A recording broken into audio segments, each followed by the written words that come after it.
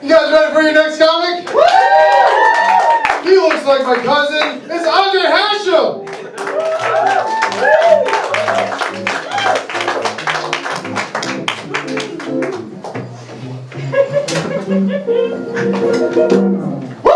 Yeah! What's up, folks? How's it going?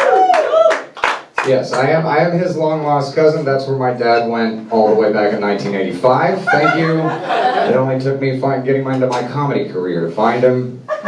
Most people lose their parents when they come into this. I'm going to tell you a story.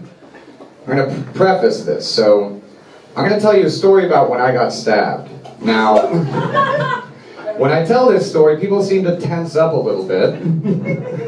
So I just want to make one thing clear. I'm not a ghost, okay? I lived through this experience, so we don't have to debate on whether or not it's totally fine. I'm also really not that much of a victim in it, so you don't have to feel bad for me. So I used to run an open mic, because there's no reason to try in comedy, but I didn't know that yet. I was young. Yeah, it was my first open mic. It was my first open mic and the last time I respected my peers. You don't want to see how the sandwich gets made, right? Like you're going to see that the sandwich gets drunk too much and the sandwich doesn't write any material. It sucks. But so I was running an open mic, and there was one week I was there with my ex. It was after the open mic, we were having a conversation about whether or not we wanted to ruin our lives again. And, kind of we're just trading, our updates over the last 2 months. Have we made any progress? And in walks this guy is a regular at the bar. His name is George. Now, George is Puerto Rican, so his name is Jorge, but he goes by George. So we're going to call him Puerto Rican George for this, because it sounds fun, right? And it's a story about getting stabbed, so it needs to be a little bit light. So Puerto Rican George is a very drunk pool player regular, and we kind of tolerate him because we have to. There's really no other reason. He's friends with the owner and he pays cash, so we're fucked. He came in, he started hitting on my girlfriend, and I was like doing kind of like the, just letting her do her thing. She was like, I got this. And he kept hitting on her, and she was like, no, I got this. And she'd go to him and be like, no, thank you.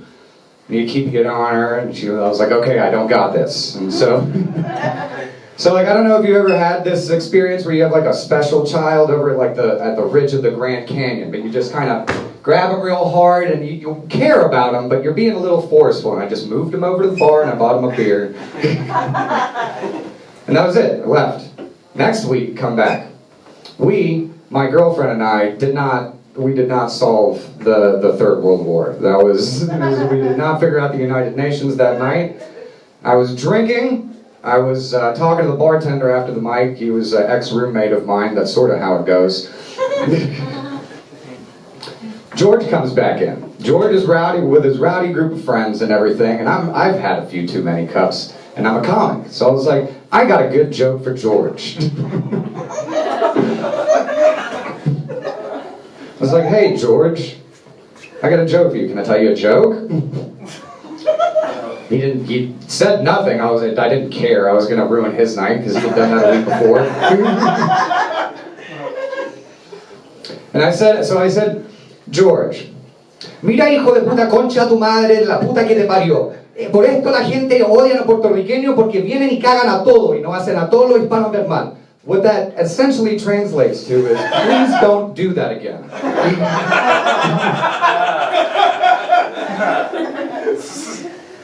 And then, second mistake, I guess. Third mistake, including the open mic. A laundry list of mistakes already. I got into comedy. I turn around. As soon as I turn around, George punches me in the back of the head. As is his right. So I turn around and I tried to take his life from him. So a little backstory. Every male in my family was a ballet instructor. Except for me, because my mom wanted a masculine child. So she put me in figure skating.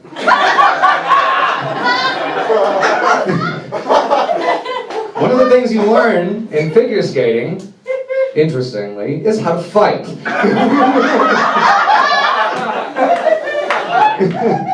Yeah, especially back in the 90s, people weren't woke. So we end up in a tussle on the ground, and I am less drunk than George, so I'm on top. No sex reference.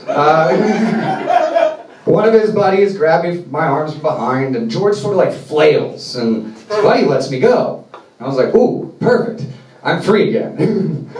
And George takes off, and I start running out of the bar to chase him, and I was like, ooh, I've been smoking cigarettes for 20 years. So he got away. He got into a car, and I saw him, and I was like, fuck, wait, stop!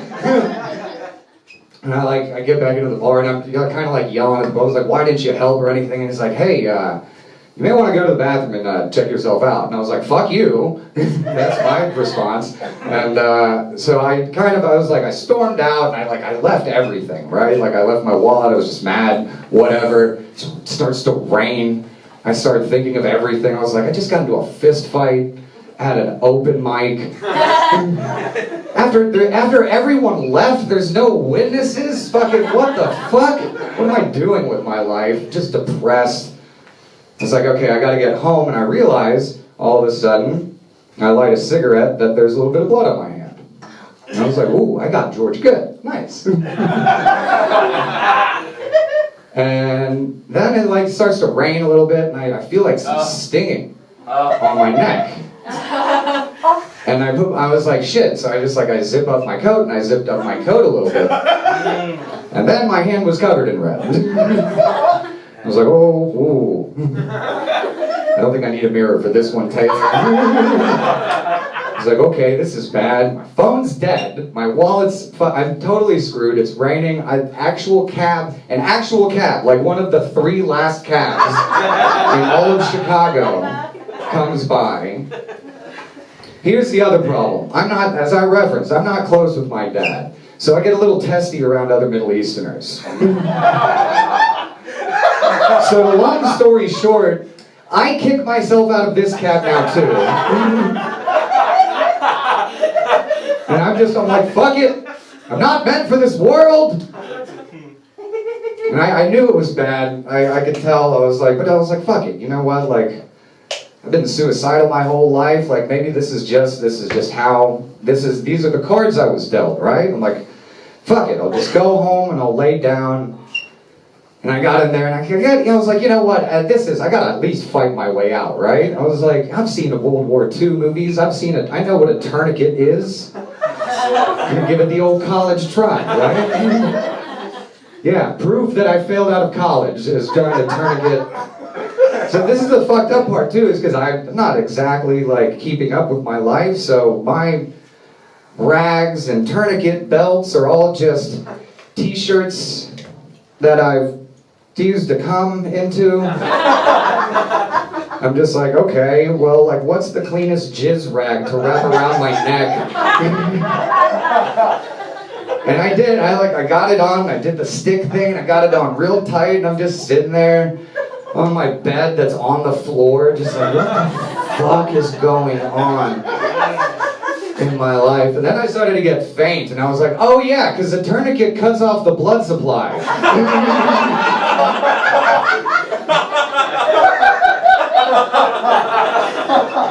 So, and I'm sorry about running. I know I'm a little bit long on this, just to wrap it up. So I finished to wrap this all up just a little bit.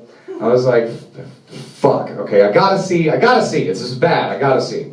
So I go and look in the mirror, and there's just a hole right here in the bottom of my throat. And apparently George has seen movies too, because he did that thing where he stabbed and twisted. It was a nice little triangle. It was a neat little triangle. Damn. And that was when I found my will to live. Shockingly. But in a weird way though, because it's like it's still coming from a suicidal place. So I was like, no one kills me but me!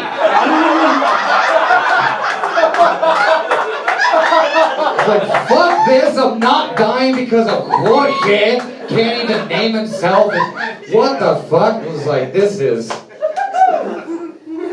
And yeah, and I was right about to move out. And one last thing is there to tell you this. There's in the 80s, there's a wrestler called Bruiser Brody. And he got stabbed in Puerto Rico. And when he was taken to the hospital, his friend, Tony Atlas, this big, giant bodybuilder guy, picked up a doctor and moved the doctor over and put him down next to Bruiser Brody so he could fix him. Because as soon as I decided that I was going to live, I passed out. And thankfully, I had a giant 6'3", 240-pound roommate named Tina that is now my Tina Atlas, who just like threw me on her shoulder, called the cops instead of an ambulance because she knew I was broke and I couldn't afford that. And they threw me in the back. And the next part is about me trying to make my Asian nurse laugh is a whole nother campfire story. Sorry for running the light, but I had to do it. Thank you guys so much for letting me tell this story.